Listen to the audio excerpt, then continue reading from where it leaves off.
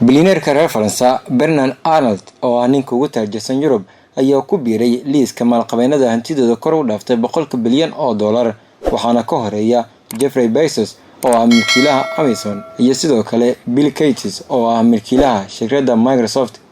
Arnault oo 70 jir ah ayaa liiskan ku biiray Isniintii kadib markii hantidiisa kortay ku dhawaad $32 bilyan sanadkan, waa sida uu sheegay Bloomberg.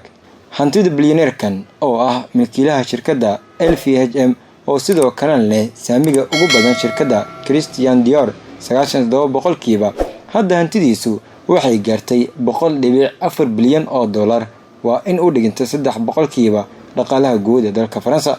Ganacsadahani aabihii maalqabeen ayuu ahaa markuu dhameystay dugsiga sare, waxa uu ku biiray prestigious École Polytechnique waxauna ka qaatay shahaadada injineerka. Kadib markii uu ka qalin jabiyay wuxuu ku biiray shaqadii aabihii isagoo injineer ku shaqo bilaabay, halka sidoo kale uu ku fikiray inuu horumariyo shaqada aabihii waxa uu ku qanciyay in habka shirkaddu ay u shaqeyso wax badan laga bedelo isla markaana xoog la saaro dhismayaasha horumarinta, arintaas oo guulo waaweyn shirkaddu u soo hoysay. Shirkaddii waxa uu ku soo kordhiyay shirkado cusub sida Christian Dior, Le Bon Marché. Labada shirkadood waxay ku midoobeen LVMH. Arnault shirkadda cusub si wanaagsan ayuu u maalgashaday, waxa uu noqdo qofkii ugu sareeyay milkiyadda saamiga ugu badan leh.